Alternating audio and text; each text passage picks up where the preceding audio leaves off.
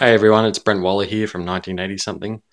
I noticed in the review Kate and I did for the Ghostbusters set, a lot of people were eyeing off some of the constructions I had in the background, and since I've added a few more to it, I thought I'd let you guys have a close look at them all. Alright, first up we have the rooftop scene from the end of the Ghostbusters, the first movie, where the Ghostbusters are crossing the streams to close the portal to Goz's dimension, which you can see I've kind of got in there as a lit up scene, which I've got a big light plate in there, but that's actually more out of necessity. Because after sealing in the tops and sides here, I found it was actually too dark to see inside. This was actually built for a display at my local Lugs Expo a few weeks back, so I needed to make sure people could see it and know what's going on in a crowded room. You see we've got the four Ghostbusters crossing the streams and little obelisks and face sculptures on the side there. And I'm not sure what that thing's supposed to be on the roof, but I tried to get a rough representation of that up there before running out of parts. And then I've got my Terror Dogs down here on the side, which I've used the Hobbit wargs for and stuck some ears on. Actually, was hoping to try and build those out of bricks, but I had a few attempts, which you can see the pictures of now, but I found it too difficult to match the scale of a minifig while still looking like a Terror Dog, so I ended up abandoning that. There you go, that's my rooftop mock from the end of Ghostbusters. Next up, this one's pretty easy to explain. It's just a mosaic of the Ghostbusters logo I did for the same Bricks LEGO Expo last month. It's on a 48 by 48 base plate. This again too, I wanted to have a much larger. I wanted to actually have it, I think it was 96 by 96 studs. And again, I ran out of parts, so I had to shrink it down and make it a bit smaller. Alright, next up we have a black version of the Ecto-1. Fans of the movie might remember when it's first introduced, Ray Stantz drives up, or Dan Aykroyd drives up in a beat-up black ambulance, which they ended up retrofitting as the Ecto-1 by putting all this gear on top and painting it white. And Marcos Bessa, the designer of the official LEGO set, recently posted pictures of this, which he did himself after building the Ecto-1. And as soon as I saw the picture, I geeked out and thought it was great, so I wanted to try it myself. I did actually try it as he did, with the grey panels on the side, but actually thought I'd try something a little bit different, just go all black with it. And anyone can try this themselves. It's pretty much just a matter of replacing all the white and red parts from the original Ecto-1 with black and taking the gear off the top, and you can see the detail on top's just slightly different and a lot more simplified. And similarly, this is a modification I did for the official Ecto-1 set to turn it into Ecto-1A from Ghostbusters 2. Fans might remember that. From there, it was pretty much the same vehicle, but they added a lot more, or I'll probably call it monstrosities on top, and added these little yellow and black chevron stripes, which I've done with just brick built. So you can see it's actually, compared to the original here, the profile of the side here does change slightly, but I was quite happy to be able to do that in bricks without actually having to revert to stickers. Officially, this should be the Ghostbusters 2 logo, but to be honest, I never thought it made much sense in Ghostbusters 2 to have the Ghostbusters 2 logo on a vehicle when the characters don't know they're in a movie, so that was a bit stupid, I thought. There's some minor changes in the back here. In the Ecto-1A, he's got like this red tail bumper here, which I've added, and you've got the tanks and about 1 million lights they've added to the top there. And this black section here should be like the ticker displays, which I do intend on hopefully making that with just a decal, homemade decal I'll do eventually. But yeah, I've done this myself, and I've made a LEGO digital designer file, so if people want to do their own version, they can have a look at the file and put together their own version if they've got the pieces, or put in a bricklink order if they don't, if they're really keen to do it. Yeah, I just have to make some slight modifications to this because I need to make more room for that hose, but that will all be fixed up in the LEGO digital designer file. Yeah, that's the Ecto-1A from Ghostbusters 2. Alright, next up we have the official Ghostbusters set, which I've actually put some lights in. You can see some flashing lights there on the top, on the back, and the switches hanging out the side. Now these are the actual lights I used for my original Kuso submission, or LEGO Ideas as it's called now. I actually hoped at the time that I could fit all of the lights and battery and stuff inside, But actually, by the end of the day, I couldn't actually fit it all in there, and I ended up having to have wires and the whole battery pack hanging out the back. So I was kind of glad once I saw the official set that there was lots of space inside, so I've managed to squeeze it all in there. It's not something I would recommend most people attempt. These are actually model train LED lights, which are very, very tiny. They actually fit right inside the brick. Let me just turn the light off there so you can see. It's a bit hard to make out, but inside that headlamp there's a really tiny sort of plastic mount that the light's on, and the wires actually fit in between the brick. But these lights are actually very fragile.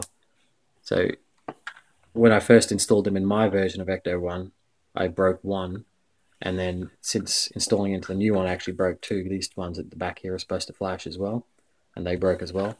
So I actually probably wouldn't recommend this to anyone unless you're very clued up on your wiring and soldering. I did actually see at the recent Brick Expo in Chicago, a company called Brick Stuff has set up their own Ecto-1 with lights, which looked really cool and had actually a lot more functionality than mine. You can see mine on the top here just flash on and off. The ones they'd made, sort of each of these four flashed in a circle sequence, which was actually really cool. And I'll see if I can find the link on the video for that video to post afterwards. But I'd recommend checking out their website. I think it's brickstuff.com. And this is actually just my original LEGO Ideas project submission, which I won't show you too much of this now because I actually want to do a full comparison between the official set and mine at some point. I know a few people have been asking. This one's just a fun little creation. This is actually the Ecto-1 I made as a child. Probably I would have been about 10 or 11 years old in 1989 when Ghostbusters 2 came out. I was really big into Ghostbusters as a child and LEGO, as you can see. I had a version of Ecto, an Ecto-1A in LEGO form. You can see it's got that classic 80s LEGO car look, which I pretty much just stole. Made a little bit longer and put some fins on the back and all the contraptions on top, as you can see. I think from memory I actually had a Ghostbusters colouring book or a sticker book or something, and I had the stickers stuck on the side. But this is I could actually pretty much do it from memory because it was so simple and so easy to do. I could do it from memory even now. And this is what I think most people probably wanted to see, a Stay Puft Marshmallow Man. Just put Ecto-1 and Egon down there for scale so you can see how big he is. And I figured out he's exactly half scale of what he should be in the ratio of human to Stay Puft size from the movie. If he's 34 centimeters tall, and if I was to do it to the movie scale, he'd be 68 centimeters, so he'd be way up there somewhere. So yeah, let's get in and have a bit of a closer look at him. So yeah, here he is, Stay Puft Marshmallow Man.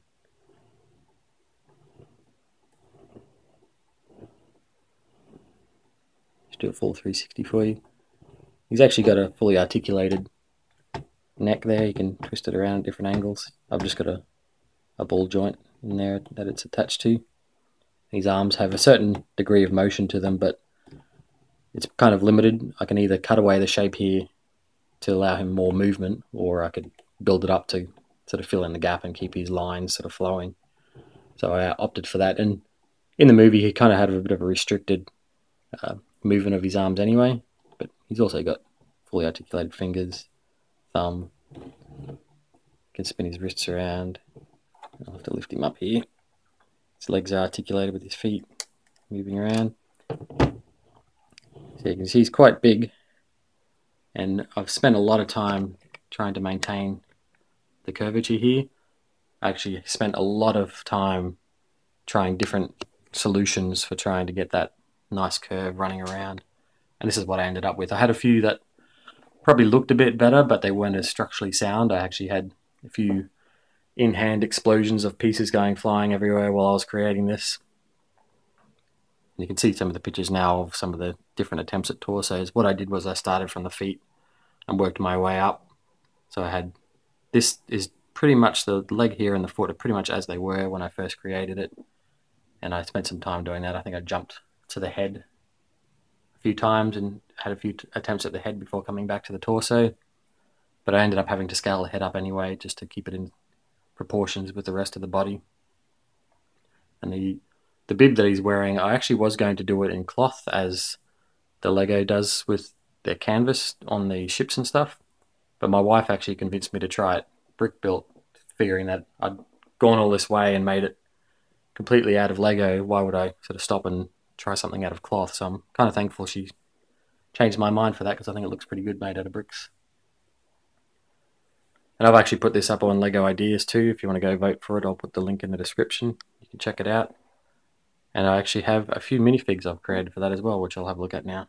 These are actually just prototype minifigs I've created for a few other Ghostbusters characters for the LEGO Ideas submission. I've actually, as you can see by the photos now, I've actually done sort of more fleshed out versions in Photoshop. But these are sort of plans I have for the future to hopefully get around to doing custom decals for. So now you can see we've got the gatekeeper here, Sigourney Weaver's character. So hopefully I'll have a chance to do a custom torso and a little dress thing like Lisa Simpson's skirt from the recent Simpsons minifigs line. And then Lewis Tully, or the Keymaster. I was originally going to do with his metal helmet. He's got a colander at his head with a heap of wiring and stuff, but I kind of opted after a while to change that and go for his more traditional look with just the crazy hair, which I think will look better. So something more like this. I'll take that strap off of him and redo the face and give him a custom disheveled torso look. And then Walter Peck, the EPA, I think it's an agent from Ghostbusters. This is actually a fairly simple one to knock up, just a fairly standard suit, torso, hair. And I believe that's Aomir's face piece from Lord of the Rings. So you could probably knock this one up yourself if you've got those pieces lying around and do a fairly good Walter Peck. Alright, next up, these aren't really my creations. These are some of the third-party things you can buy to supplement your Ghostbusters set. First up, you can see some of the die-hard Ghostbusters fan might notice that the Ghostbusters logo is missing from their arms. And there's a company called Not Another Custom Minifig, which I'll put the link on the website. You can go there and buy custom arm. They're fully printed like Lego. I think it's called pad printing, like Lego pieces. And they're really high quality, and don't see, as far as I've seen, they haven't worn off at all. You do actually get a full set of both arms, which, being the Ghostbusters fan I am, I know that they're only on the character's right arm, so I've kind of left it off.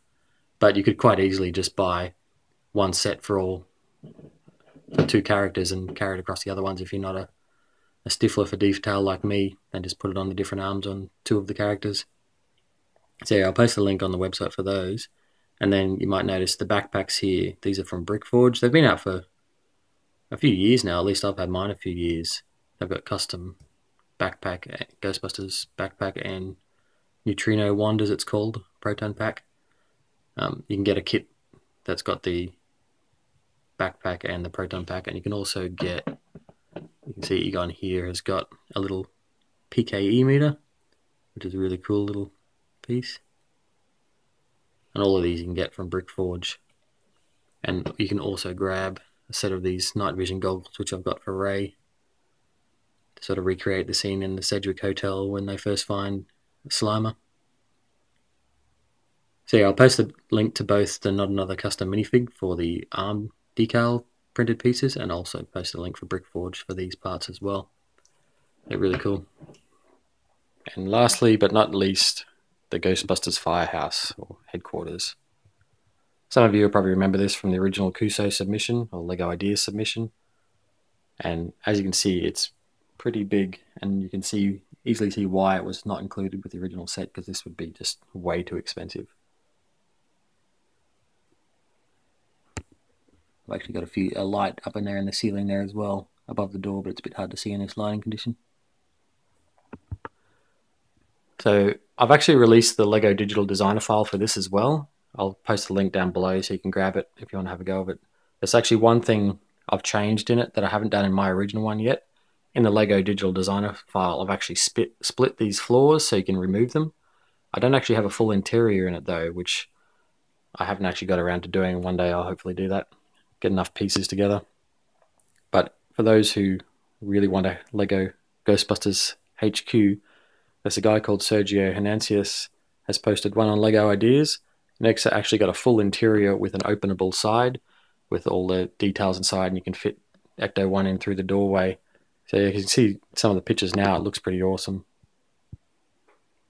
And on top of that, there's also Orion Pax's LEGO Ghostbuster HQ, which is just absolutely mammoth and huge and ridiculously detailed.